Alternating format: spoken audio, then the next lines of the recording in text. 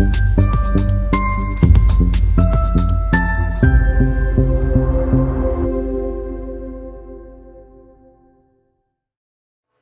केंद्रीय रक्षा राज्य मंत्री संजय सेठ ने रांची एयरपोर्ट पर मीडिया से बातचीत के दौरान झारखंड वासियों को बड़ी सौगात देने की घोषणा की। उन्होंने बताया कि रांची में जल्द ही 3 करोड़ 15 लाख रुपए की अत्याधुनिक इलेक्ट्रॉनिक बस शुरू की जाएगी, जो पूरी तरह तकनीकी होगी और ये बस 16 मिनट में चार्ज होकर 40 किलोमीटर की दूरी तय करने में सक्षम होगी और इसमें 133 लोगों के बैठने की व्यवस्था होगी। दिव्यांग यात्रियों के लिए अलग से सुविधाएं दी जाएंगी, साथ ही इसमें चाय कॉफी मशीन भी इंस्टॉल की जाएगी।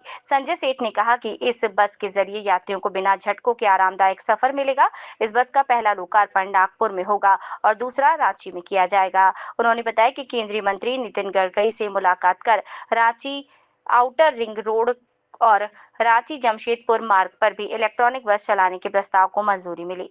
जल्द ही डीपीआर तैयार किया जाएगा। इस दौरान उन्होंने प्रधानमंत्री नरेंद्र मोदी की मन की बात में बसिया के एक युवक द्वारा बंदूक छोड़ मछली पालन की मिसाल को सराहा और कहा कि ये दर्शाता है कि पीएम मोदी देश के हर कोने की निगरानी कर रहे हैं और प्रेरणादायक कहानियों को सामने ला रहे हैं।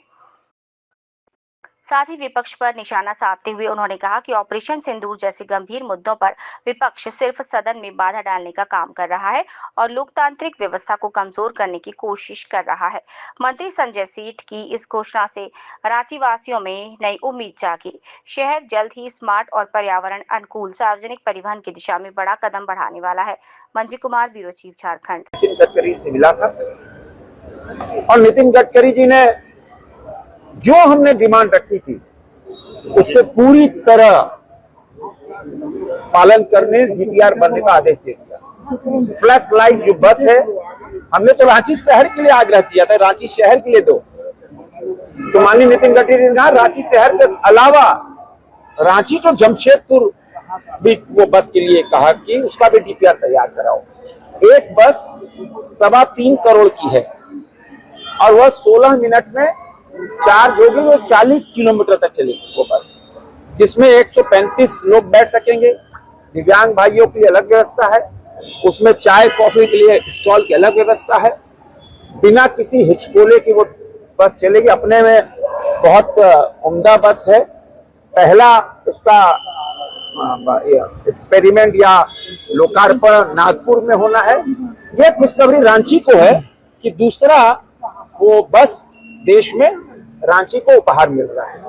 दूसरा जो हमने आदरणीय नितिन गडकरी से डिमांड की थी रांची का आउटर रिंग के ऊपर, वो भी डिमांड पूरी कर दी। लगभग 65 करोड़ की लागत से वो उसका डीपीआर तैयार हो रहा है और बहुत जल्दी वो जब डीपीआर तैयार हो जाएगा तो एक बहुत बड़ा उपहार रांची की जनता को, क्योंकि ये रिंग रोड बन गया। हमने आगे के 25 साल बाद सोचा, आगे 25 साल बाद क्या होगा रांची, उस 25 साल के लिए यह ring road, outer ring road की आवश्यकता थी, उसको भी नितिन गडकरी ने पूरा।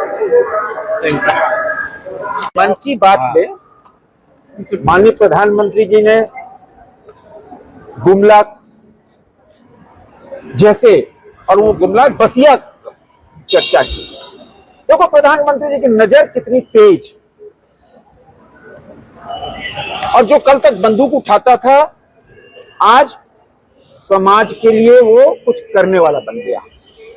प्रधानमंत्री जी ने अपने मन की बात में लगातार 4-5 मिनट तक गंभीर चर्चा की, एक प्रेरणादायी चर्चा कि कैसे बंदूक उठाने वाला आज मछली पालन में लग गया और पूरा गांव उस ओर चल पड़ा। ये प्रेरणादायी और कहते हैं बहुत पॉजिटिव सोच वाला काम था, जिसको प्रधानमंत्री जी ने आज पूरे देशवासियों को बताया। आज हम सबको को भी हर्ष है कि झारखंड का कोई नागरिक, वो भी सुदूर बसिया का रहने वाला आदमी, पूरे हिंदुस्तान की पटल पे आ गया। यही मोदी है। जो अच्छे कामों को मोदी जी ढूंढते हैं और उसको राष्ट्रीय पटल पे रखते हैं कि दूसरे लोग भी प्रेरणा ले, दूसरे लोग भी सीखें। ये मोदी जी के मन की बात की विशेषता है। और लगातार प्रधानमंत्री नरेंद्र मोदी जी पूरे देश में तो ऐसे लोगों को प्रेरणा देते ही हैं। झारखंड में लगातार ऐसे ऐसे लोग जो अच्छा काम कर रहे हैं उनकी बात करते हैं, और विशेषकर आप देखो पद्मश्री, पद्म भूषण, हमेशा प्रधानमंत्री जी की नजर झारखंड उनके सर्वोच्च उसमें रहता है। कल संसद में ऑपरेशन सिंदूर पे